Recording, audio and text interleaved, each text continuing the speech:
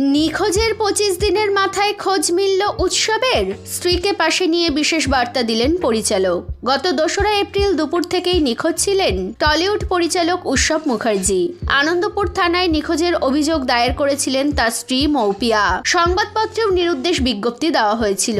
অবশেষে 25 দিন পর খোঁজ মিলল উৎসবের। গত রবিবার সকালে তার স্ত্রী মৌপিয়া সোশ্যাল মিডিয়ায় পোস্ট করে স্বামীকে খুঁজে পাওয়ার খবর দেন। তবে এখনো তারা কলকাতায় নিজের বাড়িতে ফেরেননি।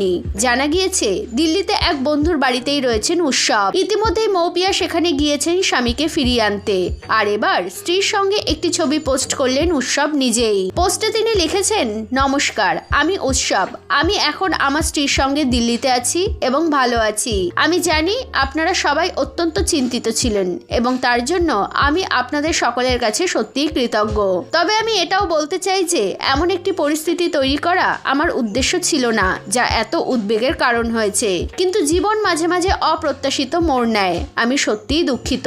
এই মুহূর্তে আমার এবং মৌপিয়ার কিছু ব্যক্তিগত সময় প্রয়োজন। তাই আমি বিনীতভাবে আপনাদের অনুরোধ করব আমাদের কিছুদিনের জন্য সেই সুযোগটুকু দেওয়ার জন্য। আমি কলকাতায় ফিরে এসে আপনাদের সকলের সাথে যোগাযোগ করব, কথা দিচ্ছি। আপনারা আমার এবং আমার স্ত্রীর ওপর যে ভালোবাসা এবং সমর্থন বর্ষণ করেছেন তা দেখে আমি অভিভূত এবং আপনাদের আশীর্বাদ এবং শুভকামনা করছি। ধন্যবাদ।